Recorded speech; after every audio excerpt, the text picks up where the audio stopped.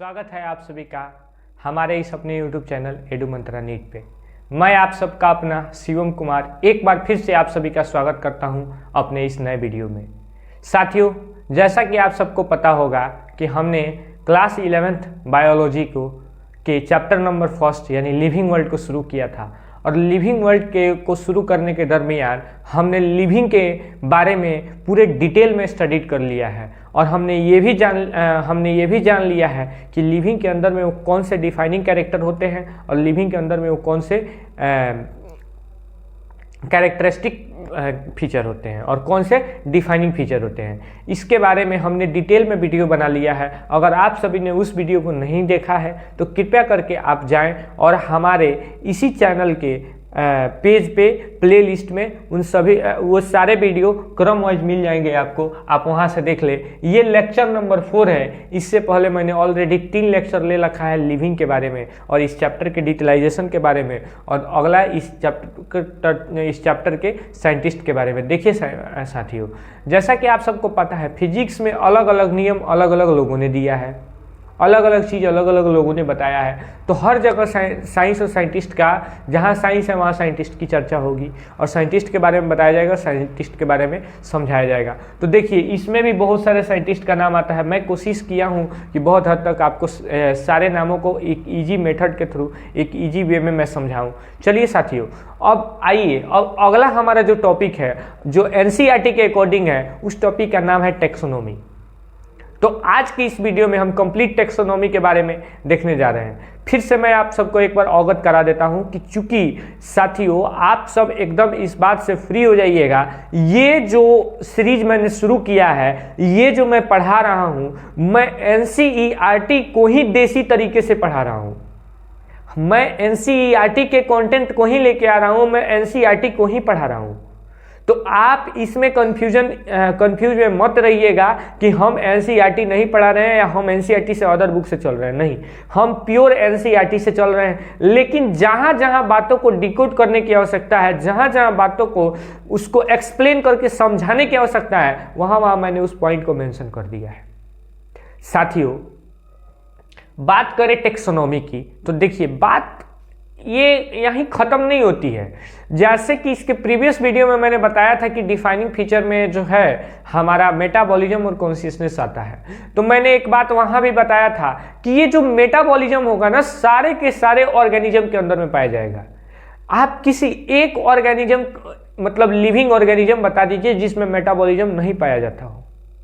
और वही नहीं, वैसे केमिकल रिएक्शन जो मतलब जिससे लाइफ बनाया जा रहा है, लेकिन वो हमारे शरीर के अंदर से हट के है, यानी अब वो लैब में उस तरीके का फेवरेबल कंडीशन दे के फर्टिलाइजेशन कराया जा रहा है, तो उसको भले ही हम लोग मेटाबॉलिज्म में कंसीडर नहीं करें, उसको डिफाइनिंग प्रॉपर्टी नहीं माने, लेकिन उसको हम मेटाबॉलिक रिएक्शन या लिविंग रिएक्शन जरूर कहेंगे।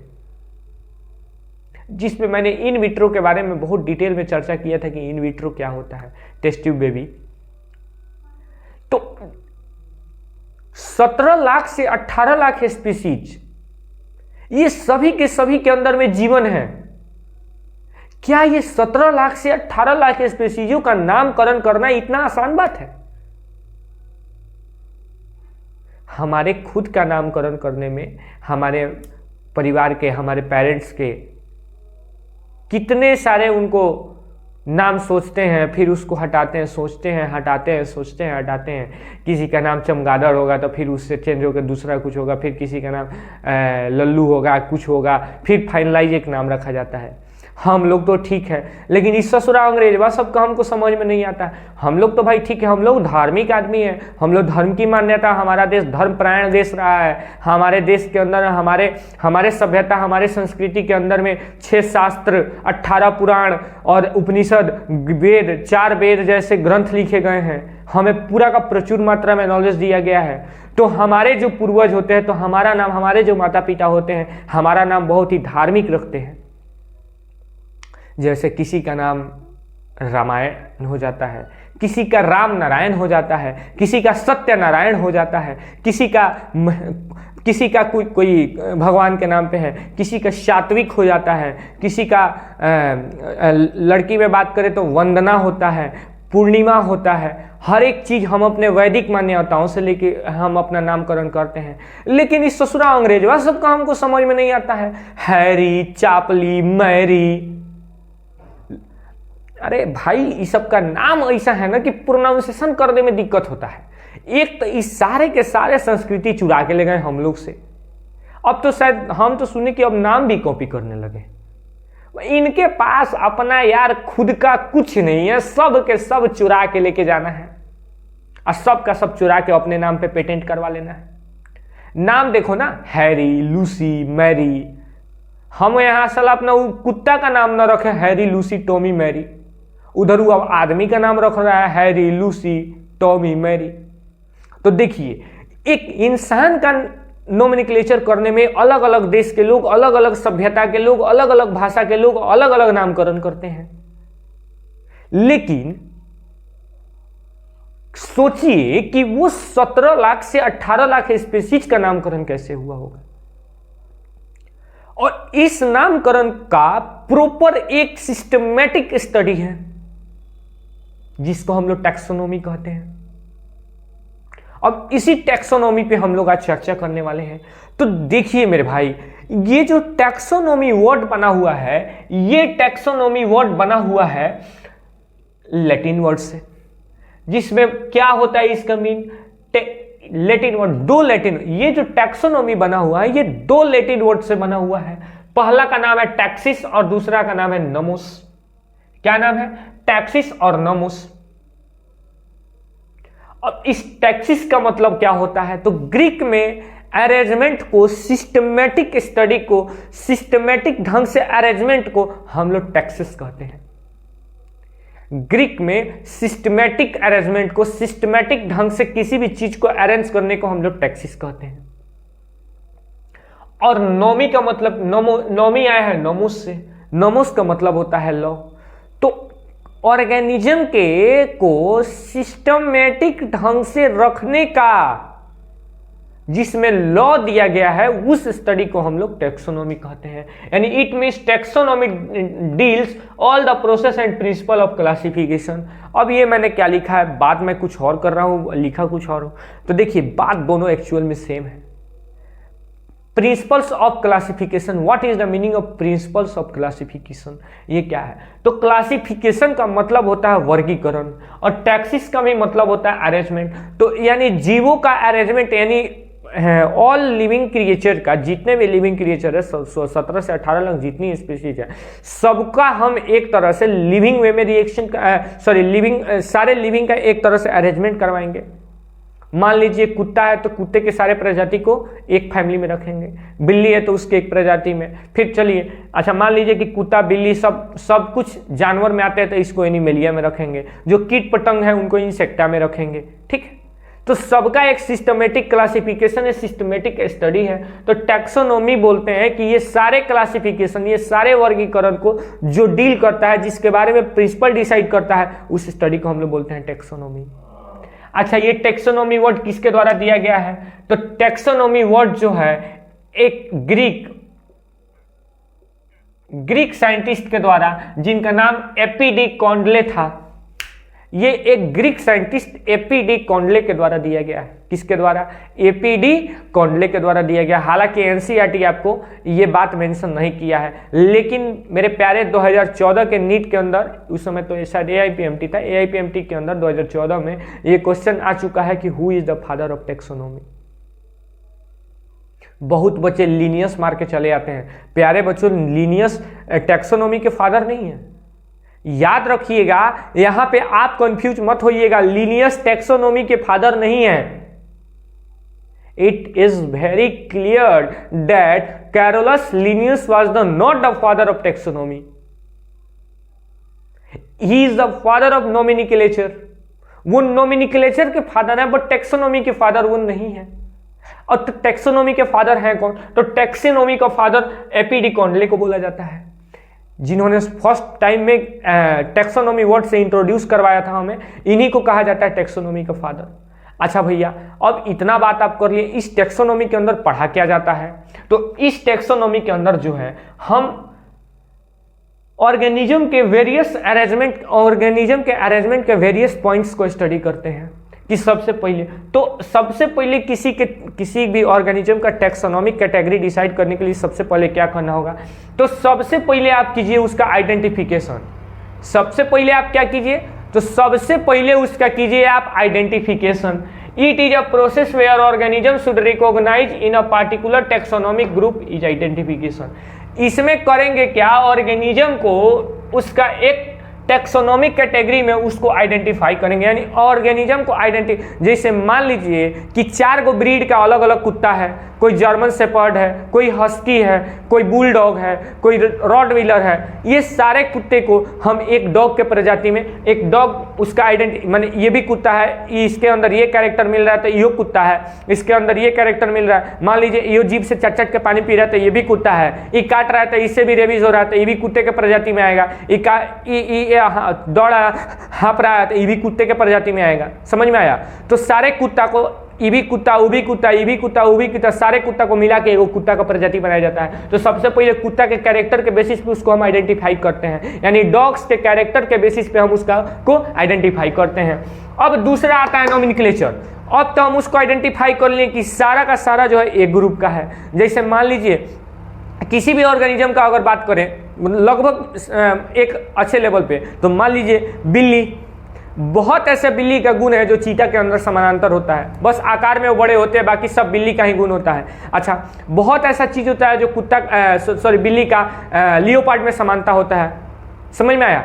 तो क्या करेंगे, सबसे पहले उसका आइडेंटिफिकेशन करेंगे कि बिल्ली के प्रजाति के बेस पे, उसके बाद उसका नोमेनक्लेचर करेंगे। जब उसको आइडेंटिफाई कर लिए तो उसका एक हम अपना XYZ कुछ भी अपना एक नाम रख देंगे।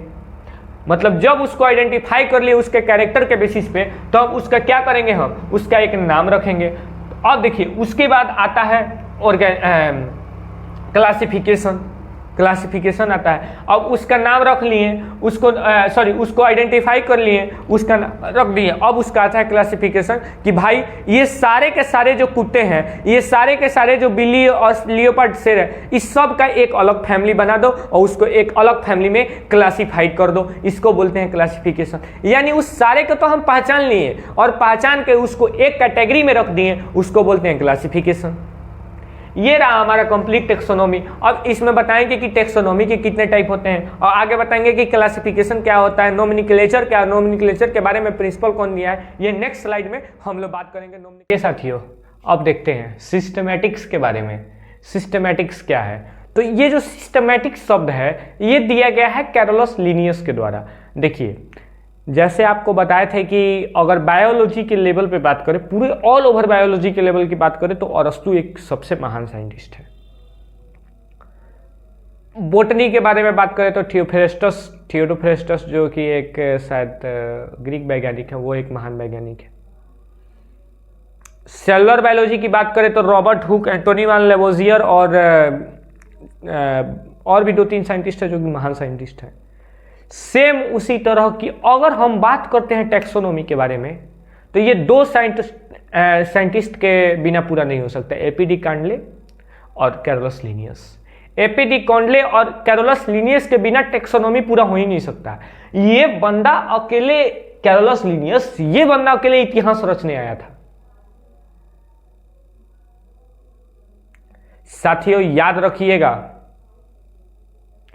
जो पानी से नहाएगा वो सिर्फ लिबास बदलेगा, जो पानी से नहाएगा वो सिर्फ लिबास बदलेगा, लेकिन जो पसीने से नहाएगा वो इतिहास बदलेगा। ये बंदा इतिहास बदलने के लिए ही पैदा हुआ।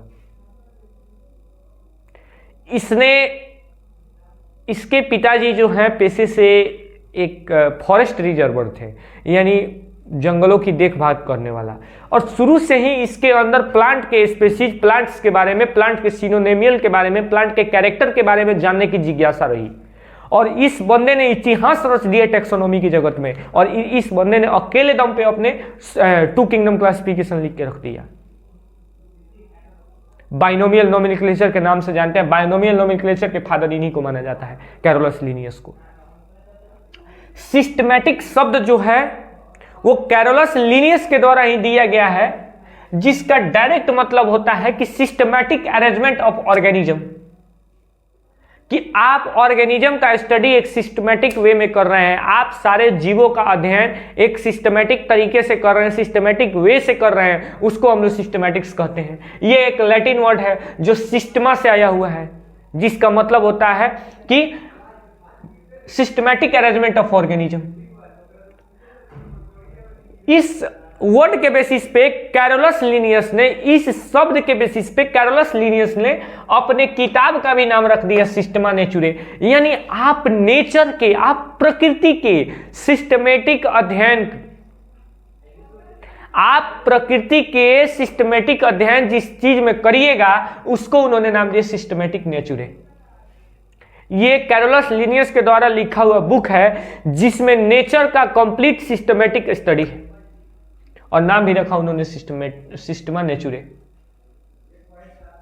अब अगला आता है टैक्सोनॉमी के कैरेक्टर के बारे में सवाल उठता है कि टैक्सोनॉमी के, मैंने इसके पिछले वीडियो में बताया। तो मेरे प्यारे साथियों, टैक्सोनॉमी दो कैटेगरी में डिवाइडेड है। आपके एनसीईआरटी में ये बात नहीं है, लेकिन एनसीईआरटी का मूड कब स्विंग हो जाए, हल्का पॉइंट पे भी वो उसको इलाबोरेट करके क्वेश्चन पूछ सकता है, लेकिन फिर भी आप लोग को इस बात को, मेरे हिसाब से लगता है कि आपको इस बात को जानना जरूरी है, आपको ये बात आपको पता होना चाहिए। टैक्सोनॉमी दो कैटेगरी में बटा हुआ है।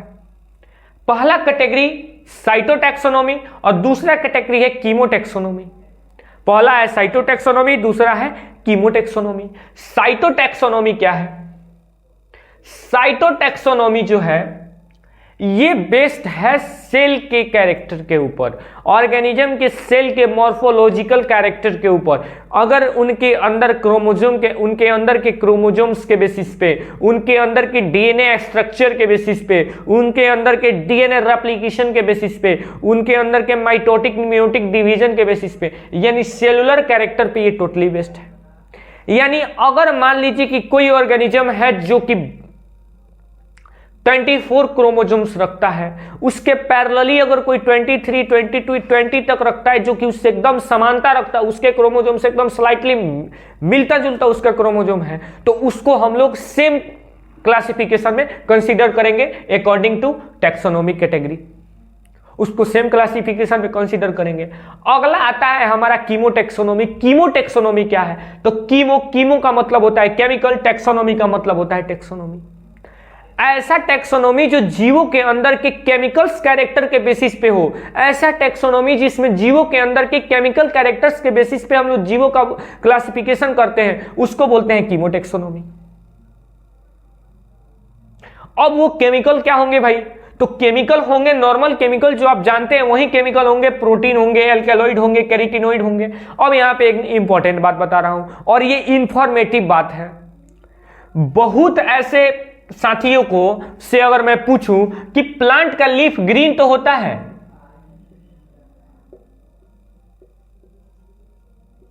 लेकिन किस कारण से होता है? लीफ के अंदर ऐसा क्या होता है जिससे वो ग्रीन होता है? तो प्यारे बच्चों, लीफ के अंदर एक पिगमेंट पाया जाता है जिसको बोलते हैं ज़ैंथोफिल। ज़ैंथोफिल ये लीफ को हरा रखता है, या किसी भी फल को, प्लांट के किसी भी फल को हरा रखता है। अब ये ज़ैंथोफिल कहां पाया जाता है? तो ये ज़ैंथोफिल क्लोरोफिल के अंदर का एक पिगमेंट है, ज़ैंथोफिल। बहुत साथियों को ये बात पता नहीं होगी, ये ज़ैंथोफिल के कारण। अच्छा, फल पकता है, फल अगर पकता है तो वो जो है लाल हो जाता है, वो जो है ब्राउनिश हो जाता है, वो किसके कारण होता है? Ripen fruit. ये किसके कारण होता है? तो ये कैरोटीनोइड या कैरोटीन के कारण होता है, या तो कैरोटीनोइड या कैरोटीन के कारण होता है। ये क्या है? सब एक केमिकली पिगमेंट है जो कि प्लांट को कलर और स्ट्रक्चर प्रोवाइड करते हैं। चलिए अब बात करते हैं थोड़ा सा एनसीईआरटी के बारे में। एनसीईआरटी क्या लिखता है? एनसीईआरटी लिखता है कि इस धरती पे 17 लाख से 18 लाख ऑर्गेनिज्म का स्पीशीज पाया जाता है। साथियों, ये बात मैं आपको पहले भी बता चुका हूं कि 17 लाख से 18 लाख स्पीशीज जो है हमारे इस धरती के ऊपर निवास करते हैं और प्रेजेंट में पाए जाते हैं। देखिए, मैं ये प्रूफ नहीं कर रहा हूं कि 17 से 18 लाख ही होते हैं। प्यारे साथियों, अमेज़न फॉरेस्ट में, अमेज़न के जंगलों में ऐसे ऐसे एविडेंसेस मिले हैं, ऐसे ऐसे प्रजातियां मिल रही हैं, ऐसे ऐसे बर्ड्स की प्रजातियां मिल रही हैं, ऐसे ऐसे एनिमल्स की प्रजातियां मिल रही हैं जिसको देख के दुनिया आज भी चकित है। और इवन जो टैक्सोनॉमी, मॉडर्न टैक्सोनॉमी लिखा गया है, तो वहां पे ये बात कंसीडर किया गया है कि ये हमारे पास अभी तक का डेटा है। हो सकता है कि फ्यूचर में इसका संख्या बहुत ज्यादा भी हो सकता है। अगर आप रिसर्च करते हैं, अगर आप इसके बारे में जानते हैं, तो हो सकता है कि 1.7 से 1.8 से ज्यादा भी हो जाए।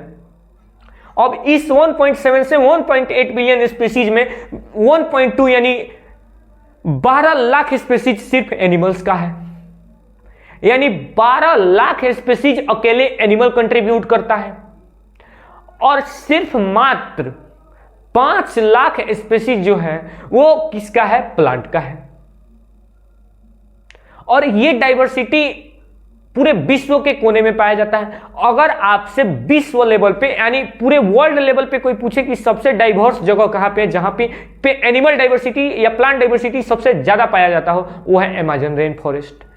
अब चलिए, अब बात करते हैं हम इंडिया के ज्योग्राफिकल व्यू पे। अगर हम बात करें कि भारत के अंदर सबसे ज्यादा डाइवर्सिटी कहां पाया जाता है, तो भारत के अंदर सबसे ज्यादा डाइवर्सिटी जो पाया जाता है वो ट्रॉपिकल रेन फॉरेस्ट की तरफ पाया जाता है। ट्रॉपिकल रेन फॉरेस्ट के अंदर हमारा अंडमान एंड निकोबार आ जाएगा, मेघालय आ जाएगा, उसके बाद मध्य प्रदेश के कुछ रीजन्स आ जाएंगे और भी बहुत सारे हमारे देश के उत्तर पूर्वी आसाम के कुछ रीजन आ जाएंगे जो कि जंगलों से घिरे हुए हैं। चूंकि देखिए, ज्यादातर स्पीशीज हमें जंगलों में ही मिलते हैं। देखिए, हमारी बाहरी चकाचौंध से दूर होकर बाहरी चकाचौंध में, बाहरी टेक्नोलॉजी में हम ही जी रहे हैं, लेकिन कुछ जीव ऐसे हैं जिन्हें हमारी टेक्नोलॉजी एकदम पसंद नहीं है। उनको अपनी पुरानी दुनिया में ही रहने का में आनंद आता है। अभी देखिए, अभी जो है कुछ साइंटिस्ट जो हैं वो जिस तरह से डार्विन ने गैलापागोस आइलैंड पर निकला और बहुत सारे स्पीशीज के बारे में, बहुत इवोल्यूशन के बारे में बहुत चीज बता दिया, उसी तरह से कुछ साइंटिस्ट निकले थे अमेज़न रेन फॉरेस्ट का भ्रमण के लिए। उन्होंने बताया कि जैसे हम थोड़ा सा अमेज़न फॉरेस्ट के डीप में गए हैं, वैसे हमें एक ड्रोन से उन्होंने तस्वीरें ली कि एक प्रजाति उन्हें दिखा, एक प्रजाति दिखा उन्हें। वो प्रजाति ह्यूमन से एकदम सिमिलर था, लेकिन उसके बड़े बड़े दाढ़ी थे, बंदर की तरह शकल था और एकदम से ऐसे ऐसे करके चलने वाले थे। उन्होंने एक्सपेरिमेंटली कि ये क्या है, होमो इरेक्टस ही है, इसको प्रूव करने के लिए उन्होंने उस ड्रोन को नीचे उतार दिया। पहले तो उन्होंने फोटो को कैप्चर कर लिया, उसके बाद ड्रोन को नीचे उतार दिया। और विश्वास मानिए, वो लोग जो है उस ड्रोन को देख के पहले, एक होता है ना कि किसी अजनबी दुनिया में आप अजीब चीज को गिरा दे, पहले 3-4 घंटे तक वहां कोई गया ही नहीं, लगा कि कुछ हमारे ऊपर कुछ गिर गया जिससे अब हम लोग मर जाएंगे। लेकिन जैसे भी उनको लगा कि नहीं, हमारे लिए खतरा नहीं है, उसको जाके वो इधर उधर खोल के देखने लगे कि भाई इसके अंदर में क्या है। इससे पता चला कि उन्हें हमारे बाहरी दुनिया के बारे में कोई ज्ञान नहीं है। तो अभी भी बहुत ऐसे स्पीशीज हैं जिनके बारे में हम नहीं जानते हैं, जिनका स्टडी अभी तक हम लोग नहीं कर पाए। नित्य निरंतर जो है उनके बारे में बताया जा रहा है, उनके बारे में समझाया जा रहा है, या उनके डाइवर्सिटी के बारे में एक्सप्लेन किया जा रहा है। चूंकि हमारा ब्रह्मांड भी एक तरह से एक्सपेंड कर रहा है। बिग बैंग थ्योरी आप लोगों ने, मुझे पता है कि आप लोग अगर थोड़ा सा भी साइंस के बारे में, फिजिक्स के बारे में जानते हो तो बिग बैंग थ्योरी आप पढ़े होंगे कि हमारा ब्रह्मांड जो है, हमारा जो यूनिवर्स है, वो नित्य प्रतिदिन एक्सपेंड कर रहा है। इस एक्सपेंड के चक्कर में, इस एक्सपेंडिचर के चक्कर में हमारे अंदर स्पीशीज जो है वो भी डाइवर्स हो रहे हैं, वो भी एक्सपेंड कर रहे हैं। जैसे जैसे उन्हें फेवरेबल और अनफेवरेबल कंडीशन मिलते जा रहे हैं, जिस प्रकार की कंडीशन उन्हें मिल रही है उस प्रकार वो अपना एक्सपेंड कर रहे हैं। तो ये रहा आज का आपका कंप्लीट टैक्सोनॉमी का ज्ञान। इस वीडियो में मैंने कंप्लीट टैक्सोनॉमी के बारे में चर्चा किया है। अगले वीडियो से हम क्लासिफिकेशन शुरू करेंगे, जिसमें बाइनोमियल नोमेनक्लेचर से और लिनियस के उस थ्योरी से हम लोग शुरू करेंगे जिसमें लिनियस ने 2 किंगडम क्लासिफिकेशन दिया था, और वहीं से हम लोग वीडियो की शुरुआत करेंगे। तब तक के लिए नमस्कार, जय हिंद।